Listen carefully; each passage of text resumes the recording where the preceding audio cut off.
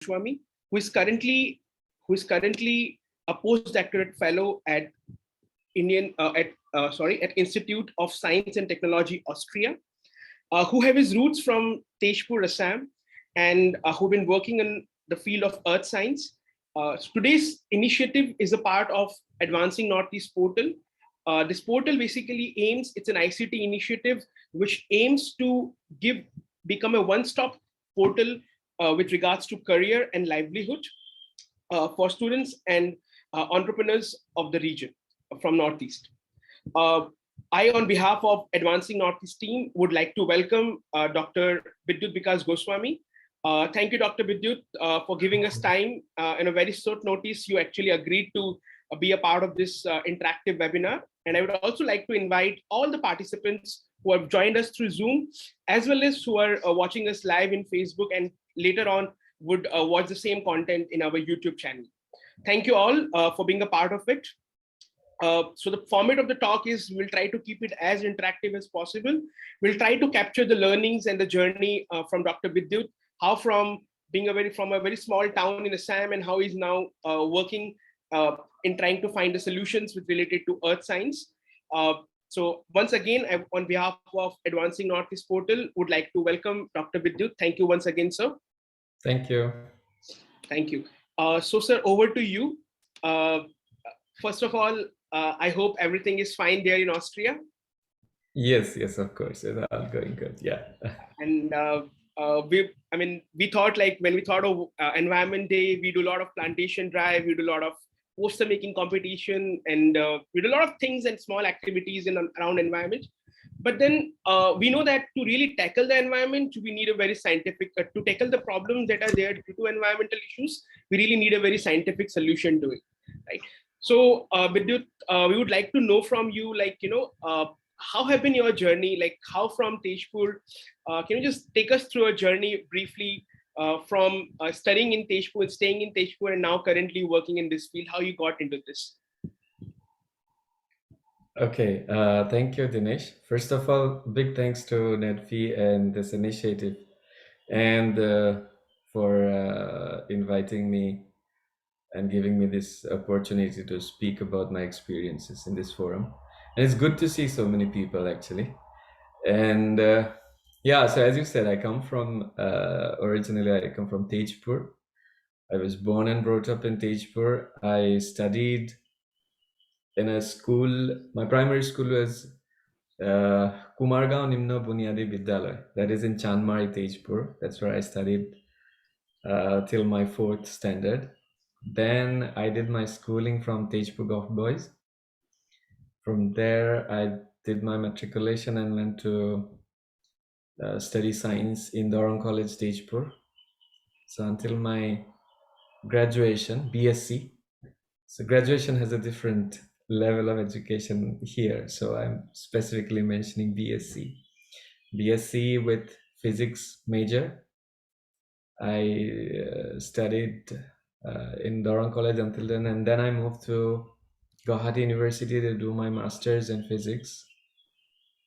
And after when I was doing my master's, actually my special papers were nuclear physics and theoretical physics. And I was of the impression that I'll do my PhD in theoretical physics in a subject called quantum vacuum. But then, while I was preparing myself to do PhD, I thought of earning some extra money. I saw an advertisement of a project which was about studying rainfall and thunderstorm in Northeast India. And that was in the Dibrugarh University. So I went to Dibrugarh to join that project. I thought until I get a proper PhD, I will work in that project. And while working in that project, I was intrigued by the fact that the subject I'm studying actually is quite clearly visible. I mean, everybody can see clouds, everybody can see rain. So that's how my love for the topic started. And then I moved to Pune. There is an institute called Indian Institute of Tropical Meteorology. Meteorology is the science of atmospheric sciences, otherwise you can call it. So I went there to do my PhD, and I after completing my PhD, I went to Canada, Victoria, western coast of Canada. There I did my postdoc in Department of Mathematics in University of Victoria. It was an applied topic about, an applied mathematics topic about Indian monsoon, which I studied there. And following that, I came to New York University in Abu Dhabi. So again, I continued working on the same topic.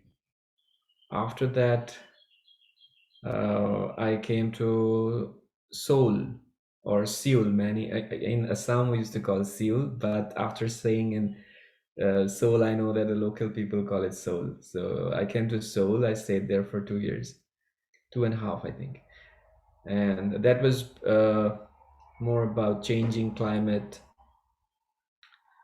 and warming of the Indian Ocean, how it impacts Indian monsoon. It was more related to that work.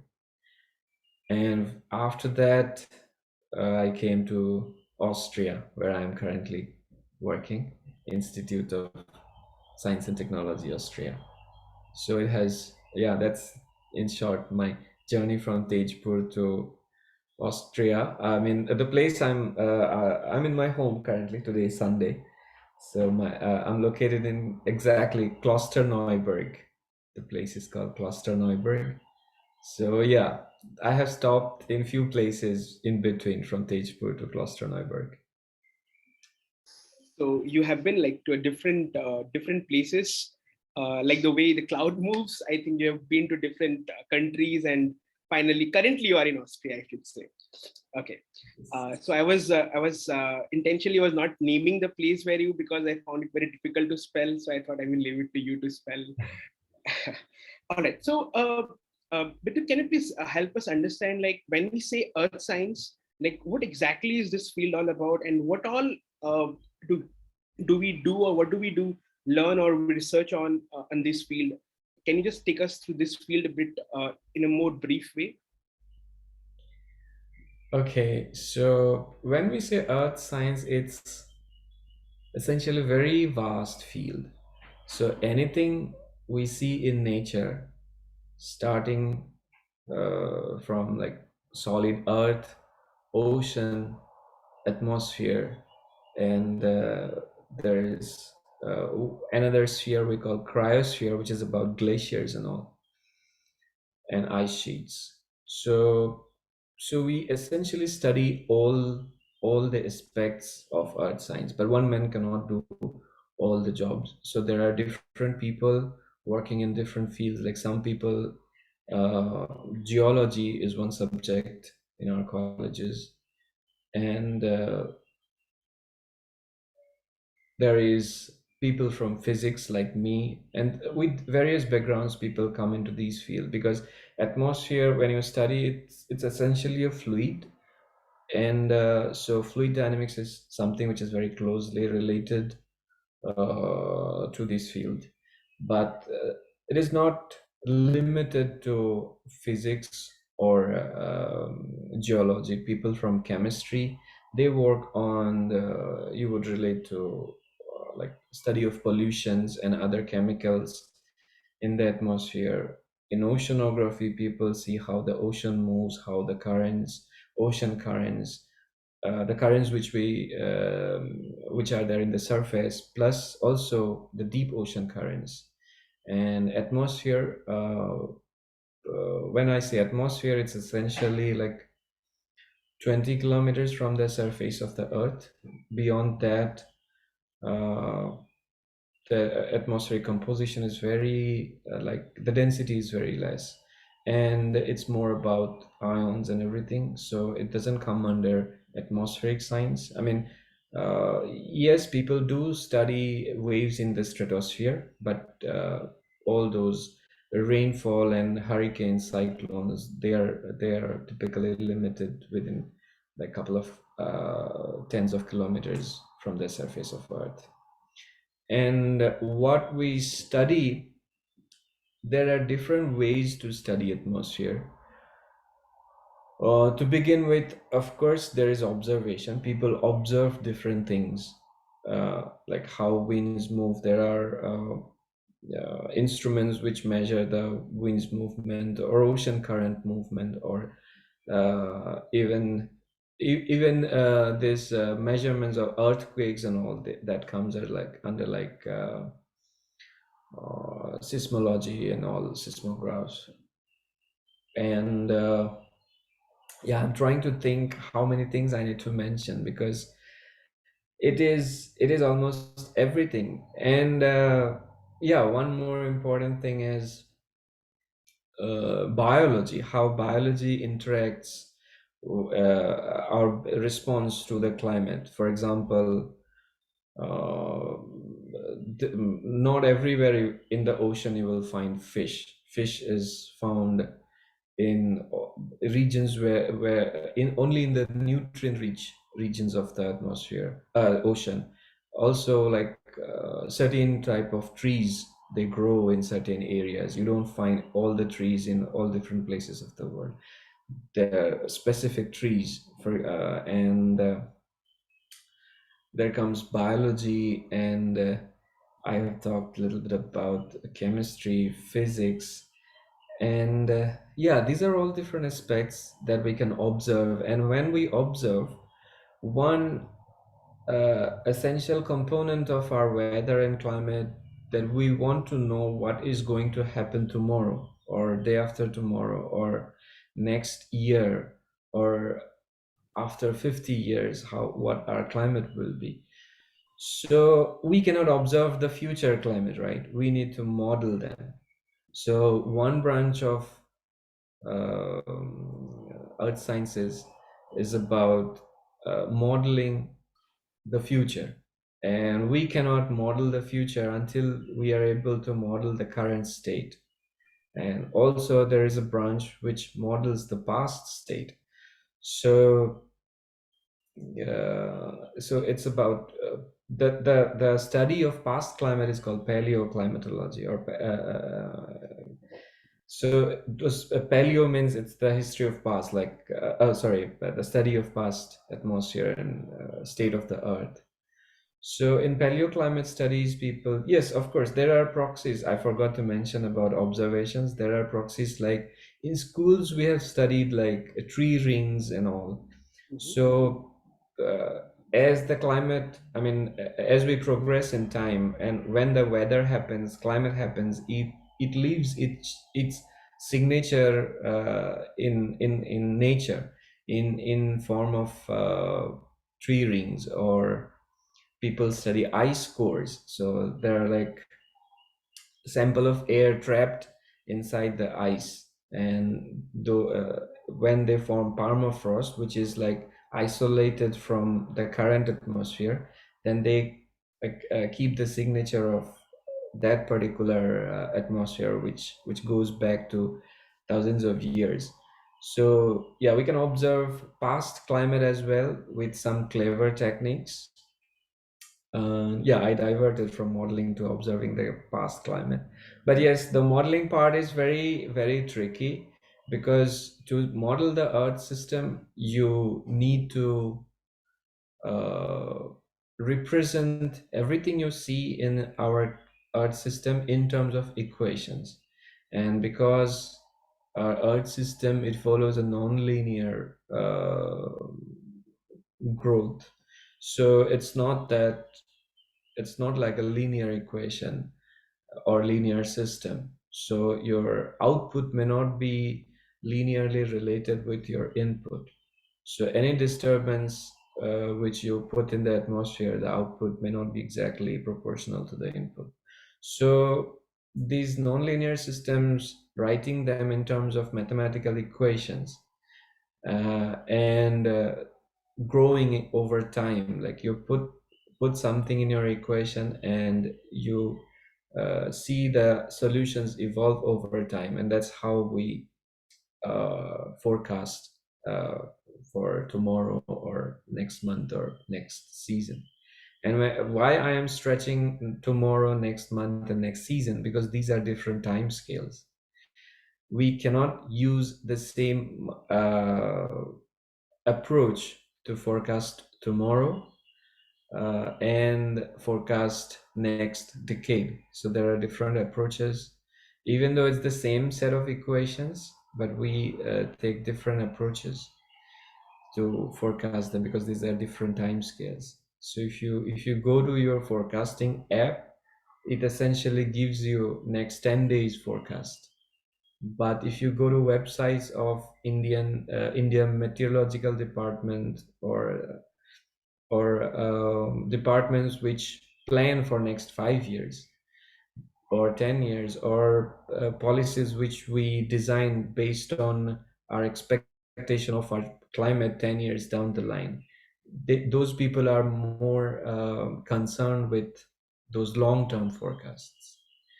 And uh, different aspects of the climate and earth system are, they play different roles in when we forecast weather and climate in different time scales in the future. For example, ocean plays a very crucial role when you forecast our climate for a long time. Why? Because ocean has a much longer memory in the sense, because water is 1,000 times heavier than air. If you disturb the water, put some heat source or whatever in the water, it retains the memory for a long time. So it can come after thousands of years back to you. Therefore, when you go for a longer time scale for a climate forecast, we need to be very careful about how good we have been able to represent the ocean dynamics. And when it comes to forecasting rain tomorrow, then we are more concerned about uh, the atmospheric stuff, because atmosphere is very random. So yeah, I hope I didn't derail the answer. No, I think it was very interesting to hear and understand that this is a very interdisciplinary branch, and where you have it, people working from different backgrounds. So I'm sure like students who are from different background, maybe physics, chemistry, I think you mentioned biology as well, chemistry, even mathematics, because a lot of modeling is involved, computer science, data analysis, as well as geography. So it's really nice to know that this is a very what do you say, very collaborative and very interdisciplinary work, where you need people from a different field to really learn and apply and keep creating those models which help us predict what's gonna happen or how the things will come probably. So Yes, I'll yeah, before we go to the next question, I'll just interrupt for a minute. Since you have listed the subjects like physics, chemistry, mathematics, statistics, you forgot to mention, yes. biology, but those are all science subject. That should not misguide us, that earth science is only about science. Uh-huh. Because climate is in we are intimately related with our climate. What we wear, what we eat, how our houses are, everything is related to the climate we live in. So there is a big social perspective to it. It is a big social science problem, and it is a economics problem. So there is an institute in Austria called International Institute of Applied System Science, IASA. So they are more interested in studying. I think, well, some people are interested in that institute are studying economics of how climate change will affect the gain and loss in terms of money. So it is as much an economic subject as it is an science subject. And with different people, there are musicians who compose music based on the mood of the climate. I mean, we have seen poets and different art forms based on essentially they're based on weather and the climate, current climate. But I have read poems by Gulzar, which is about climate change, and currently there are people who are composing music based on uh, how the climate has evolved and changed over a long period of time. So we should not get the impression that it is a subject only for science people. People from arts background, I mean, so-called arts, what we call in Assam and in India, because subjects are very seamless, as what we have, I have noticed after, I mean, in my stay abroad, during my stay abroad. So yeah, I just wanted to mention that the list of Thank subjects doesn't end in physics, chemistry, math, statistics, biology, geology. Yeah. So I think it's a very interesting perspective, and I think it's applicable to not only earth science, but broadly speaking to any part of science. I mean, it has a connection of society. The social aspect is there, the economic aspect is there. But I'm very happy to know, and it's very nice that you raised it, because as you rightly mentioned, they should not have an impression that people working on earth science are only the people from science background.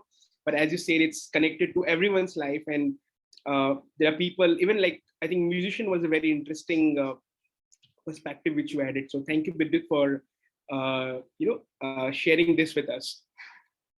Now, Bidyut, like, we also wanted to know, like, for a student uh, who is interested in pursuing a career in earth science, like, we just wanted to understand, like, is earth science, since it's a very research intense work, so is it only academic or a research oriented work, or do it also, like, are also people on from earth sciences, I mean, basically, in which all roles a people from earth science background work after their education? So can you give us an insight where all they work, and what are the kind of places where they get to work while after doing this, after having an education around earth science? Yeah, so if I summarize your question, you're asking me if you're trained in earth sciences, then what do you do after finish your training? So, like any subject, of course, academia is one choice, the path which I chose. But as I had mentioned before, people can come from different backgrounds to study earth science, different aspects of our climate. So they can diverge to different fields of earth sciences or different working domain. For example, people, if they are like, oh, there are a lot of people in the aviation industry, because they uh, in the aviation industry, people, the flight pilots, they want to know how the weather will be. So there is a huge demand for meteorologists in aviation industry. There is a demand of meteorologists in insurance firms, because when an insurance firm insures something, then they want to know, for example, if they're insuring a building, then they want to know the climate the building has been built in, so that in the next 10 years the building will be facing these kind of climatic extremes, or maybe the climate will change in that region. So the insurance firms are very interested in knowing those perspectives. And there are people who work on policy aspect. So they are legal experts, or like they again, those insurance people and the policy people, they're kind of related, because they evaluate the kind of risk a particular thing will face, a road or a building, some structure. And yeah, and what else? And some people are, they like to work with the community. So they kind of work as a bridge between scientists and the common public. So they work as communicators. So they do not do like the climate modeling or things like that, but they translate our research results into executable, more easily understandable form, so that that can be communicated to common public. So those are like they work as communicators. And yeah, those are like different. And even in academia, there are different paths. Like uh, somebody who is more interested in publishing papers, doing like computer simulations and all, they are like they work as professors or scientists. But there's a different branch of scientists who work on forecasting things. Like they work on operational centers like India Met Department, who issue forecast for common people, public. And yeah, things like that, I guess. I'm sure there are some of the things which I might have forgotten, but it's all about studying uh, climate or weather, and to see how which aspect of the climate you are going to focus. If it can be there can be some social aspects. Like recently I came to know about a subject in psychology which deals with climate anxiety. Like there has been a buzz going around, uh,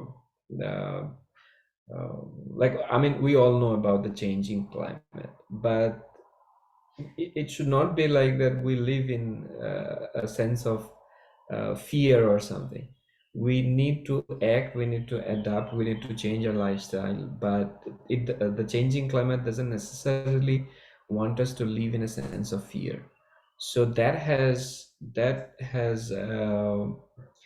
given rise to this interest of climate on the topic of climate anxiety. Like psychologists, they talk with people and actually say like what they should be doing, and not living in fear. They should act intelligently, but they should not live in fear. Very interesting. Some of the participants have raised their hand. If you don't mind, can you please just drop your question in the chat box uh, so that we can pick it up? Uh, if you don't mind, can you please put up the questions in the chat box? Thank you. Okay. Next, we wanted to understand what are the typical, challenges that you face, or in general this field have. Uh, what are the some challenges which I think you feel that students should know? Some positives and some challenges. uh Challenges, it is for me it is almost same as any other subject. Science wise it is same as any other subject you are trying to do research in. uh, Different subjects has their different, they have their different like challenges. But uh, because we are talking about weather and climate, because it is, I mean, any subject is related to our life, but climate, because we get to see rain and clouds and everything happening, there is a big part which needs to be played by the public. So in this subject, doing your research and communicating it with the public is a big challenge, in the sense that what we see instantaneously is weather, but when we tell about changing climate and all, it is not easily perceivable, because you need to think about the climate as one system, not like climate of India or climate of Bangladesh or climate of America. I mean, of course, there are different climatic zones, like the climate of the countries which are in the tropical belt. they share some similarity in their climate. But when the climate responds, it's a big unified system connected by different ocean and atmospheric and solid earth waves. So for a non-expert, it becomes difficult for us as a scientist to convince them. That is one challenge. But again, I wouldn't point out to any specific challenge. I mean, I think that also comes under inside the subject, but outside the subject, if you go as a student, if I want to study climate studies or atmospheric sciences, then I think it's just the intent of the student that somebody wants to study the subject. And if somebody is interested, there is no any specific challenge that I can specify. And good, I can actually, of course, I can specify a couple of advantages of studying earth sciences. Nowadays, earth science has become you can study the subject almost in all the IITs. The subject is available. Many earlier, like 10 years back or 15 years back, when I was starting my career, then atmospheric sciences or meteorology was not available in many institutes. Of course, people were doing research even then, but there were limited number of institutions which would provide formal training on earth sciences. But now, all different IITs, and there are many institutes under Ministry of Earth Sciences. So those are all different institutes. The subject is uh, has more visibility now. People, and because of there, more people are writing public articles, like popular articles. So that also has helped getting visibility. So yeah, I think that is one advantage. The subject is more visible to the students now. But for personally, I was not very aware of the subject atmospheric sciences when I was doing my master's. It is only after I joined the project in Dibrugarh University about the rainfall and thunderstorm in Northeast India. I came in fairly good contact with the subject. Before that, I didn't have much idea about what people are working. For example, this these kind of Zoom meetings now, the students who have joined at their age, I didn't have this what I would call it.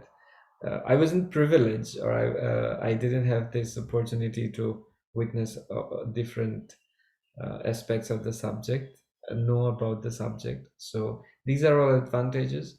And another advantage, especially after COVID, is a lot of the things are online. We can, many of the talks, popular talks, uh, people had to go physically to attend them, but now students can check those lectures and talks, and many events are happening online free of registration fee. So yeah, for a student, I think uh, I can think of only advantages. Yeah, true. Like I think these kind of opportunities help them to get some more exposure. You mentioned around like Ministry of Earth Sciences had some program and IITs had some program.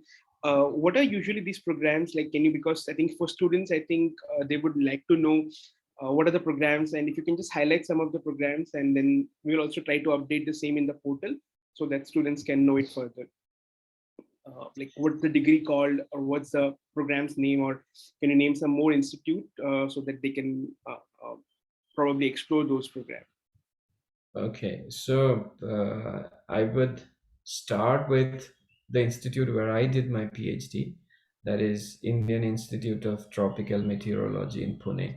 So that institute only provides PhD research facilities, like one can do PhD research, and the students in that is in short called IITM, Indian Institute of Tropical Meteorology. So students are normally that's not that's an autonomous institute. It cannot give you PhD, but it can provide you the lab facilities. So Okay. students are essentially registered under Pune University or BHU or Andhra University or maybe some other university. So that's where you can do PhD. But in bachelor's level, I think I'm not sure, but Calcutta University, like Jadavpur University, Andhra University, and there is a strong Cochin University that's an old department. In Andhra, Calcutta, and Cochin, those are old departments of atmospheric sciences. And in of course the IITs, they provide PhD plus I think the students can do master's courses. In Pune University, there is an MTech in atmospheric sciences, atmospheric and space sciences, which is a I am not sure if the I think that's under the physics department.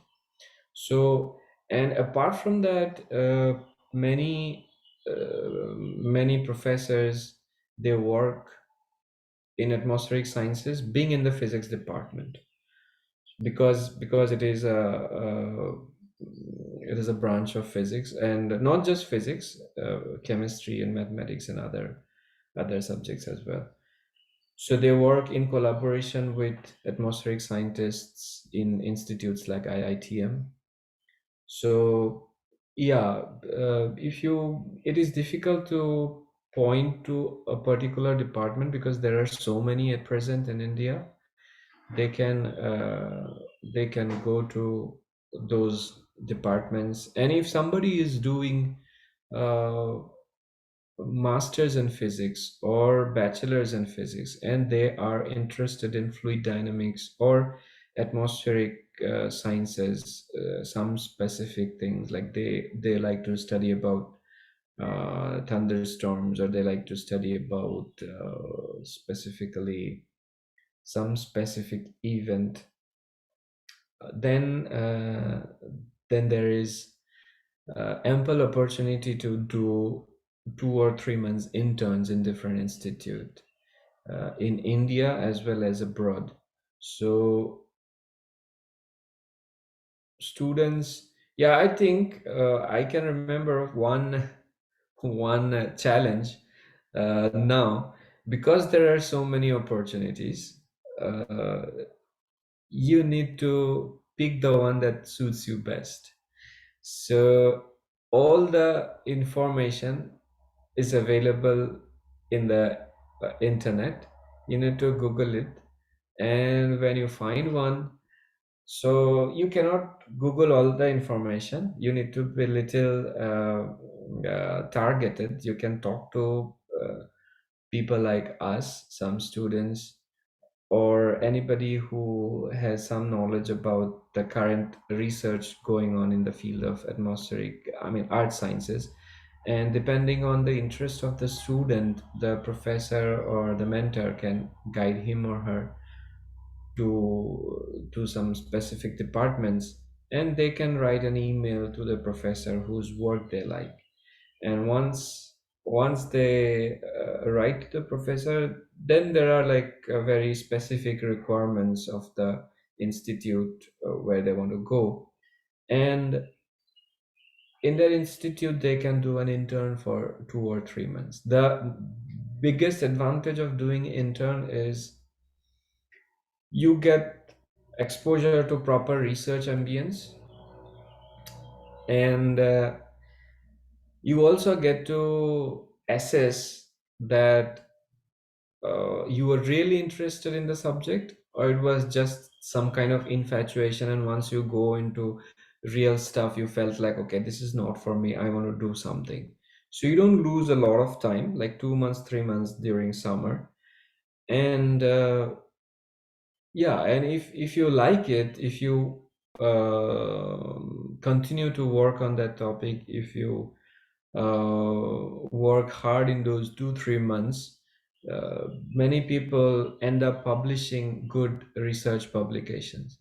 And having a research publication, nothing can be as advantageous as a publication. So once you go to the next level, whether you are applying for masters PhD or anything, if you say that I have a publication, then it's like very, very advantageous. So doing, I would always encourage students to do intern, so that they get a real taste of the subject, and also they can assess their interest in a proper sense. I think that's a very good way of actually figuring out whether you really are have an interest for that subject, or as you mentioned, is it it's just a fluke or an infiltration. Yeah. So intern, everyone, please look for an internship you're really interested to in this field. And I think you can definitely, as Bidyut mentioned, you can connect to him as well. Like if you want any input in terms of understanding the field. One last question, and then we'll open the thing for question and answer.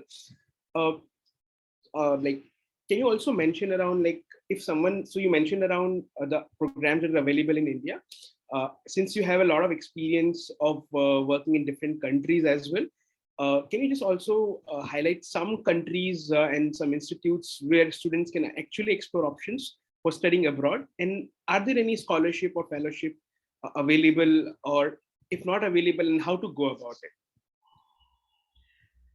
uh, of course there are scholarships available, and but the scholar of to avail the scholarship, to my knowledge, there will be more scholarships if you are coming for a longer stay, for example, to do PhD or to do masters. For interns, I'm not sure if there are scholarships available, but good thing is, if you are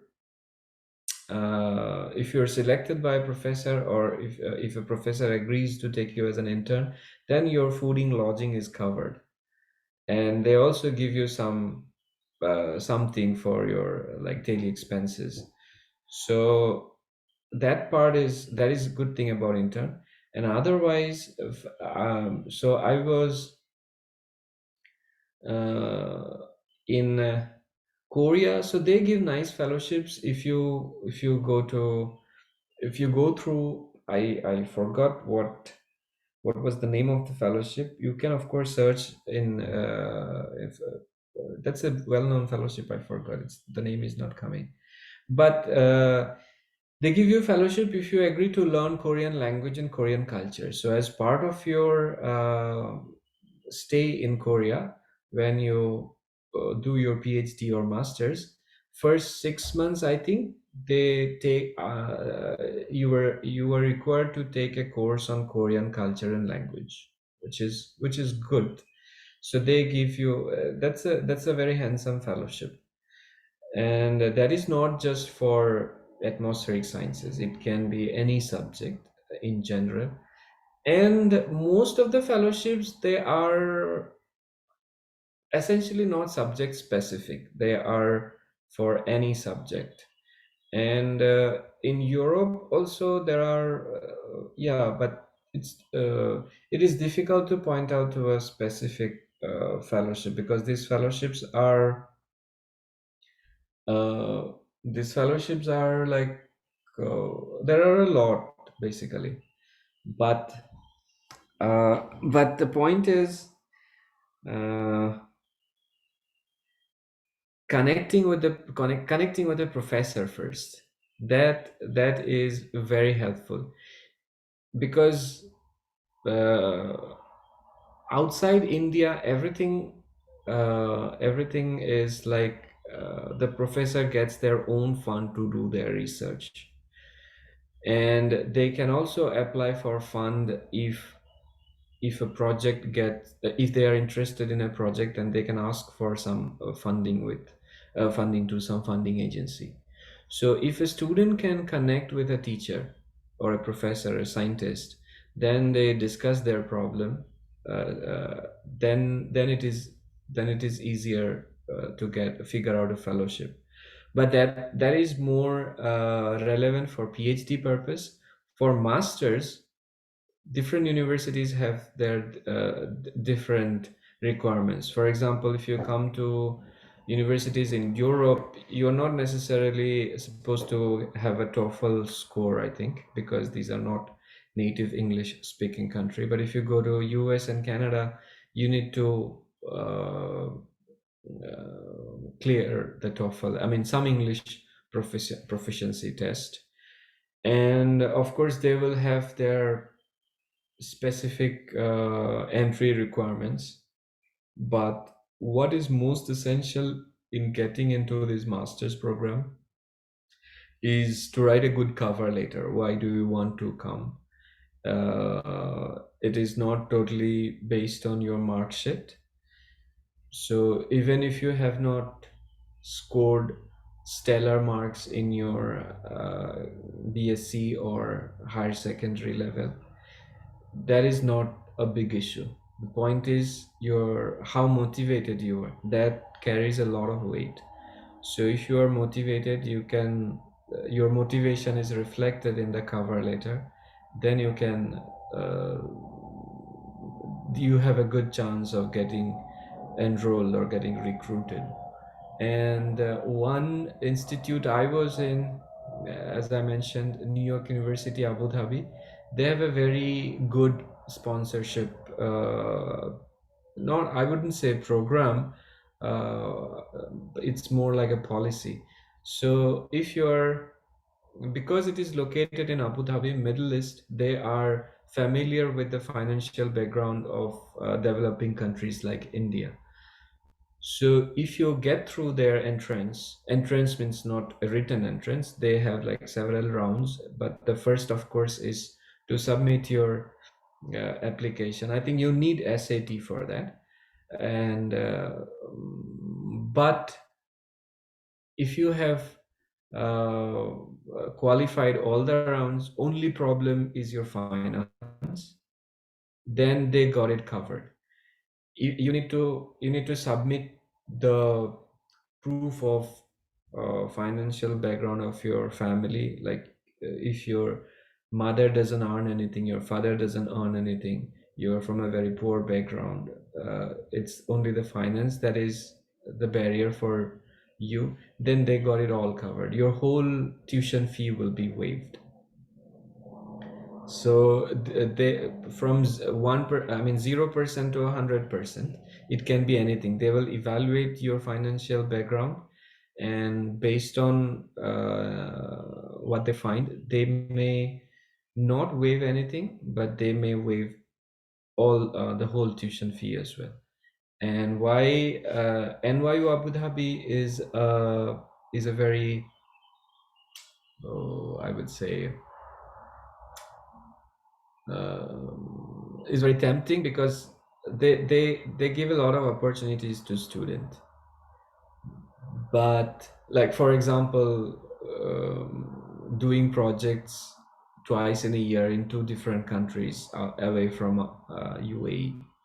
But one limitation is in NYU Abu Dhabi, you can only go for research in atmospheric sciences. There is no master's program in atmospheric sciences. You can, I'm telling this for people who would like to go for mathematics or physics subjects like that. It's not for, they do not have any course for atmospheric sciences or earth sciences. So, yeah.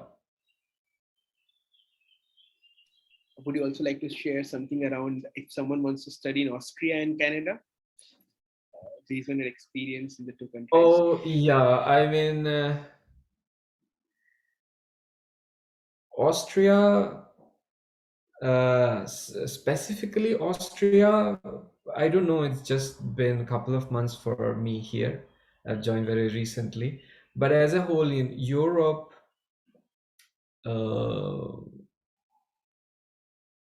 yeah, I can't think of any specific scholarship. But as I said, specifically in my institute, the teachers, the scientists and professors, they encourage uh, doing intern. So if you find, go to my institute's website and check the professors, you can filter the professors by their subject: chemistry, physics, mathematics.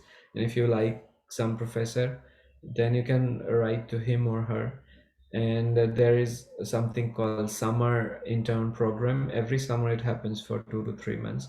You get as I said, you get some decent stipend, or the like something for your daily expenses as well. So, and your fooding, lodging, everything gets covered. So that is something anyone can explore. There is one group which is I'm part of, which works in atmospheric sciences. Specifically, we are looking at the clouds and atmospheric convection. But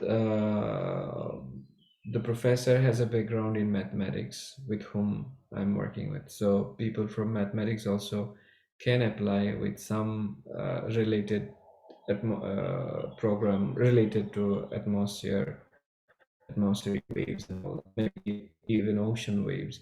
And this institute supports interdisciplinarity, like somebody from biology, if they want some connection with the climate thing, so there will be two professors co-mentoring the student. So there are options like that. And in Canada, it's a very big country, and there are very different different like if you go to the eastern side, maybe knowing French may help sometimes. But yeah, overall, going to US or Canada or UK, uh, you should always get your TOEFL cleared. But having said that, because you mentioned, mm, we have audiences from school level as well, or HS, who maybe are not immediately doing masters or PhD, uh, who are planning to do, specifically if they're interested in earth sciences, then they can submit very small projects to very big conferences. I can name two. One is American Geophysical Union Fall Meeting. Every year it happens during, I think, second week of December. And the deadline for submission of abstracts would be sometime in July. And the abstract submission fee is free for people from developing countries. And I have seen students as young as studying in class 7 or so participating in that conference. So, like all the big names of atmospheric science, earth sciences, including every branch of earth science, so they are there. And also school students, they can participate. And if your abstract gets accepted, which is not very tough, if you sincerely do something and submit something, it can be very small, like the studying the climate around your school, or what you have done, like maybe in different seasons, how you have seen during the winter season, what are the changes you might have seen during the summer, what are the changes you might have seen from weather and climate perspective. And if you have done some outreach activity with for a school teacher, if he or she had done some outreach activity with school students for some environmental cause, that also can be submitted as a paper. And that means you do not just present your work, you get to interact and see work from other people. Of course, you wouldn't understand when you were at school, you may not be able to understand the research level problems, but there will be a lot of presentations and a lot of sessions about outreach and environmental issues that absolutely involves school students and general public. So your experience in participating in AGO itself is huge. And when a professor sees you, when you would apply for your graduation, I mean BSc level, if you are applying for some course in BSc level, and if you tell that, okay, I had participated in AGU, because it is easy now, it is online, then they know that, okay, this student is very serious about his or her studies, and it knows what the state of the current research is. So yeah, if you are in school or in early stages of your bachelor's education or 10 plus 2, wherever, in whatever standard you are, if it is early, you can always try for AGU, and another is EGU. EGU is European Geophysical Union. AGU is American Geophysical Union. For a perspective, I would give you a number. The participant in AGU, before COVID, when it was a all physical participation, number of people participating in AGU was around 30,000. So the fact that you will be participating among so many people, you are one of those 30,000 people, that is huge. So yeah, I would encourage the like young students to participate in AGU and EGU. Yes. I think that was really very insightful, Bidyut. We will also, through our portal, would like to highlight these things, and we'll try to create some content around it so that it reaches out to more students who are actually interested or can explore rather. As you said, I think this conference also would be a very exploratory thing for them to really understand whether they have an interest in this field. One last question, since I was waiting for some questions, and there were some questions not related to the topic, so we have directed them to the right person. Bidut, like, so for example, let's say I'm a school student, and I'm interested in earth science. Like, I probably don't know a lot about earth science, but I'm interested. Or let's say I'm a high school student and I want to know more about this. Can you suggest some resources or some activities or some some experiments that we can start doing and basically start exploring this field? Is there any can you suggest some resources or what suggestion do you have basically for this? Okay. Couple of websites you can visit. There is a website called METED, MET Ed. I think that is uh, supported by NOAA, National Ocean and Atmospheric. That's NOAA is it's a US Yeah, agency Nova for, Science. Yeah, yeah, METED. How it's spelled? METED. METED. METED. Yeah, so that method, and I think if you go to that website, it's like an educational website, and you can find very nice illustrations to atmospheric problems, and that is that is really helpful. I wouldn't suggest many. I think one, if you sincerely attend, you will find it. And another website I would like to suggest is called Earth Null School. Earth is Earth, NULL, School, SCHOOL. Earth Null School.com, I think. So Earth Null School, it gives the current state of atmosphere. Also, I think so you can see the different ocean waves, atmospheric waves, the atmospheric motions, everything. It's like a Google Earth, but it has winds going around. If you don't mind, can If I you spell can it? Yeah. if you have time and you can share, yes. Yes.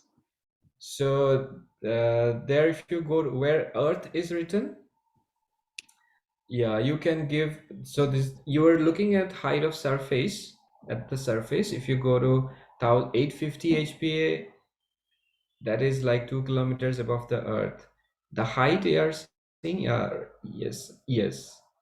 Yeah. So what should So I if do? you go if you click at 850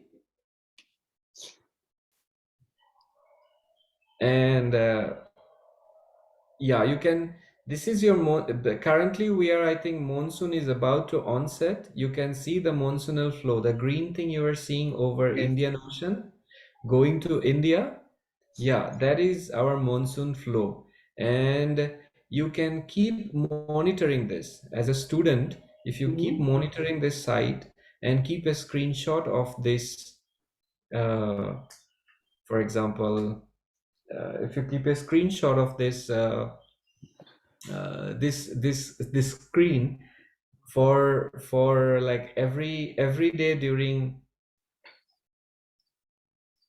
June to September, Okay. you will get to see how the monsoon is behaving. For example, if you this flow will be over India when there will be a lot of rain, Mm-hmm. and this now I think still the rain hasn't started much. There will Yes. be a lot of rain when this flow is over India, because this is winds, and all this wind is what it is doing is it is carrying the moisture from the ocean. Okay. And when that moisture carried by these winds reach over India, then that moisture acts as a source of rain, what we get during the monsoon. So if you are a little, uh, yeah, you can see the ocean. This is air. You can click on ocean. You will see the ocean currents. These are the ocean currents. It's so beautiful, and like there is so much to learn from this. Yes, yes. And if you uh, stay in ocean, and you can click HD HTSGW, right to that SST is there, right? Yeah. Sea surface temperature. Yes, you can see the sea surface temperature at this moment. Yes. So because it is Indian monsoon time, the Indian Ocean is at its warmest. Okay. So if you click there in the pink, yeah, if you click there, just click. Yeah. So you see that 29.6 degrees is the ocean temperature. This one. So you can see how you can explore which part of the ocean is warm, which part of the ocean is cold, and even though there are regional differences in the ocean, that's the polar ocean, it's 1 degrees, and Indian Ocean is okay. And So degree. you can see different things. You can, if you go to air again, the mode you have clicked ocean, right? Yeah. Air. So below. Uh, 3 HPA is there, right? Yeah. Free HPA. Yeah, so this is Yeah. 3 hour precipitation. So that's where rainfall is happening. Okay, if you look at your place, if you zoom in more, you will get to see Assam. If you are seeing rain, I don't think you are getting rainfall at this moment. You can drag it down, little downward. Yeah. So I don't think you are having rainfall in Guwahati now, or are you? Not now. Yes. So if you are having, then it would have showed up here, like a It is a lovely big exercise to actually. blue patch. Yeah. So something similar, if you a very similar app, but supported by a different agency. This is, I think, NCEP, supported by NCEP, and which is US. One is from I forgot. There is similar website, Windy, WINDY. You can open another tab, and Windy. Windy. This one. Yes, yes. So it's a very different app. I mean, similar app, just different interface. But you can, one good thing is you can see thunderstorms as well here.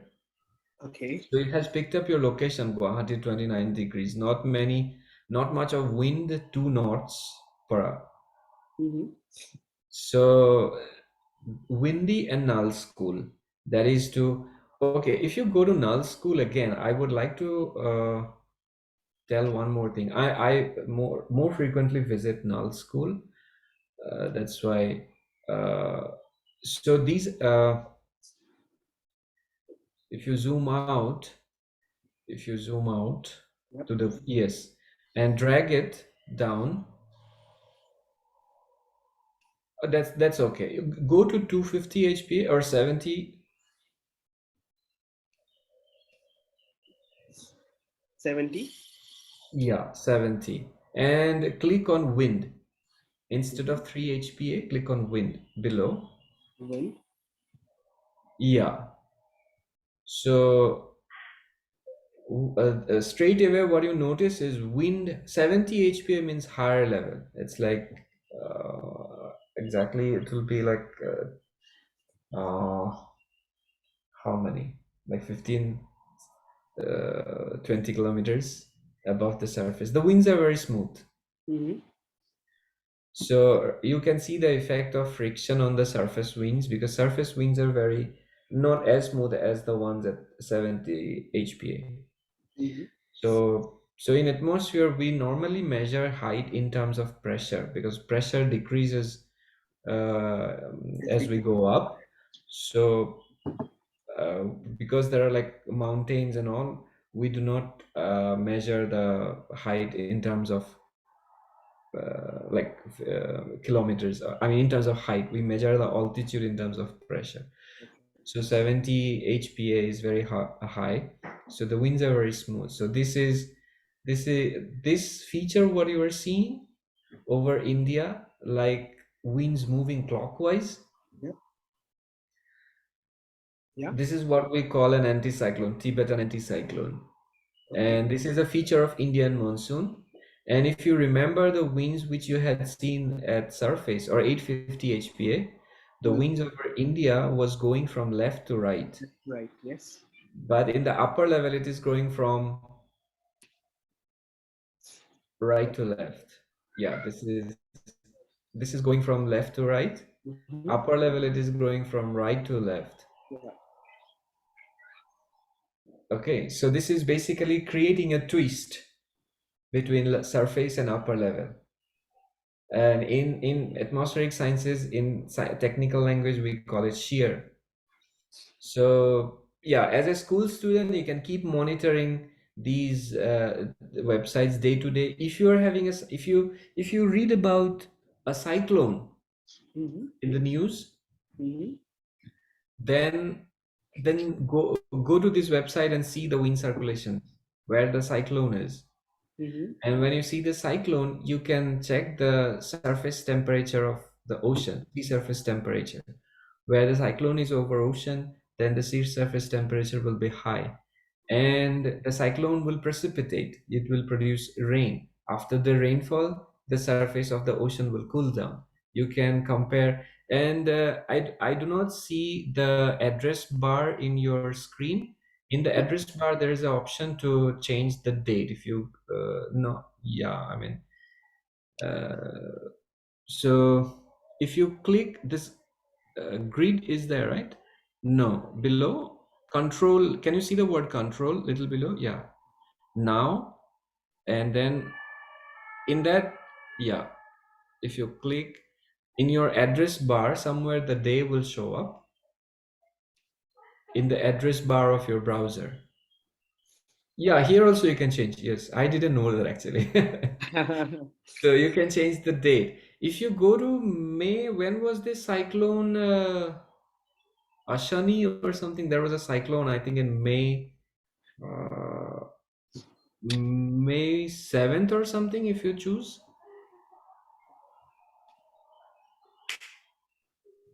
Yeah, 7. Okay.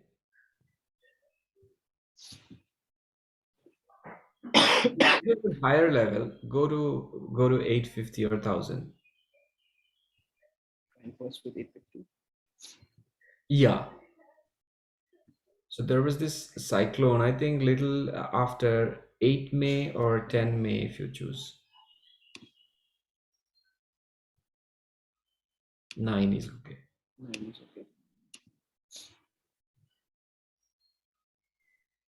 Yeah, the cyclone in the Bay of Bengal, coast of Orissa, you can see, right? Yeah.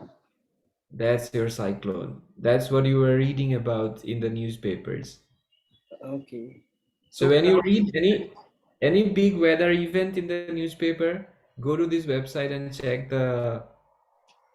the circulations. Then you can tell, as a school student, you can it is you can know a lot of things from this. Even we learn a lot of things by visiting this website, like what is happening, how the state of the atmosphere and the ocean is. So you can, yeah, if you click on different. that red thing, Yeah. yeah, so you can see the winds are like 102 kilometers per hour. Yeah. But if Whereas you go to the center, if you go to center of the cyclone, right at the center, it is 60 kilometers per hour. So you know that because it is rotating, the speed at the center will be less than speed at the periphery. So these are I interesting observations you can make as a student, and as for us as well. It is very interesting to see this. We spend a lot of hours visiting other websites, but if you are interested in atmospheric science, I mean, if you are interested in sports, then you will visit ESPN website, right? Or maybe you'll be watching IPL. But if you're interested in atmospheric science, then you can visit these websites, and you can get a real idea of the atmosphere you are experiencing. yeah. I think now I think this little exploration actually gave us a lot of idea what keeps you so motivated and interested in this field. Yes, yes, of course. I think to all the students who are watching it, I think it's very nice that you share this website and we could get some time to play with it together. And I'm sure like this little experience will help students also to kind of play and tinker with the website. And as you mentioned, like whenever we read anything in the newspaper, if we can simply go and check it on our own, or any school student can just take screenshots or take small videos of these circulations over every day. I think that can be a great activity for people to really observe. And I think that observation part, what you mentioned when you started your talk of earth sciences, I think at least that little start that I think all school students and parents all can they all of them can do it together. Mhm. So Yes. yeah, so as my work is mainly towards maths and science education, so I got a little carried away and was very curious to know all those things. Thank you so much for sharing this particular resources. I think this is a big takeaway for me. And I hope we will try to inculcate this and share this via the Advancing Northeast portal also for students where they can explore these kind of resources. I think we are out of time and we have actually already exceeded the time we asked you to give us 1 hour, and I think it's already 1 hour 15 minutes. Any student, if you have any question, please feel free to ask. Uh, Drop a message, and even if you feel that you have something to ask later on, you can mail to us and we will try to help you connect with Dr. Bidyut to help us answer those questions.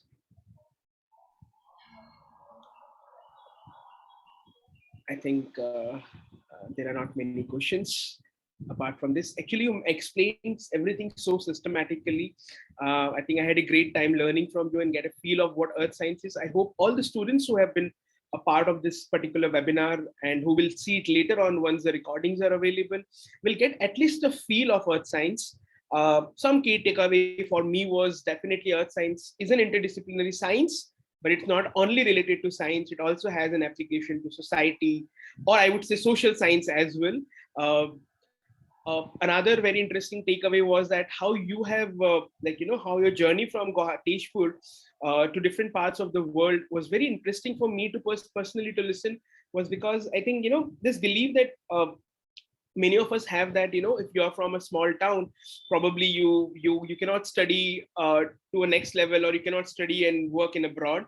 I think you those who are watching, I'm sure many students are from government schools, many students are from different part of the region, and I think they will get meeting someone who have been there, done that, and have shared the same journey, I think inspires. And I hope all the students get an idea around that, like it's really possible to achieve that, and it's not a big, I mean, it's definitely a full of challenges, but it's feasible, and that's what actually our story shares with all of us. And last, I think it was very nice to know about the, you gave a lot of nice insights around the educational institute that are possible to work, like where you can study in India, where you can study in abroad, the scholarships, the fellowships, the master's program, the PhD. And I particularly, like, my takeaway was like this AGU and EGU. I think I would strongly, we will again with the portal, we'll try to come up with some content around it so that it reaches to as many students. And hopefully next time when you visit AGU or EGU, you will probably find some students from Northeast. And I hope that will make you again very happy, because it's you only shared us this whole thing with us. Thank you. And at the end, like Earth Null, I think that was, I'm going to spend a lot of time, and I hope all the enthusiast students will also spend a lot of time tinkering with the whole idea of, playing around those simulations and learn more around and, experience the whole world of earth science. Dr. Bidyut, thank you so much for taking out the time in the Sunday. I think it's your holiday today, but thank you so much. I'm sure this has helped us it will help us to create better content around earth science, as well as the students who are watching, I'm sure, will definitely benefit from it. We hope we will again meet soon via the Advancing Northeast portal, and you will again help us reach more students and help us address their queries so that they can find what they want to do and get a right pathway for their journey. So thank you. I, on behalf of Advancing Northeast portal, NetFee, NEC, and Donor Ministry, would like to thank you so much for taking out your time, and thank you so much. We wish you all the best, and we hope to see you soon in person when you come to Guwahati or to Telugu. Please let us know. We will try to arrange a talk in person so that students can get to hear you live, in person. Thank you. Thanks a lot. I had a good time. Thank you. Thank you. Thank you, sir. Thank you. Bye. Thank you all the participants who have been like patiently listening. Thank you so much for joining us. We'll keep coming up with this new topics every week, every other alternate occasions. The whole idea of this portal is to help you help you make informed choices regarding your career and your livelihood. So thank you so much. Do visit Advancing Northeast portal, and all the best. If you have any other query, feel free to reach us via our portal, and we will love to address that.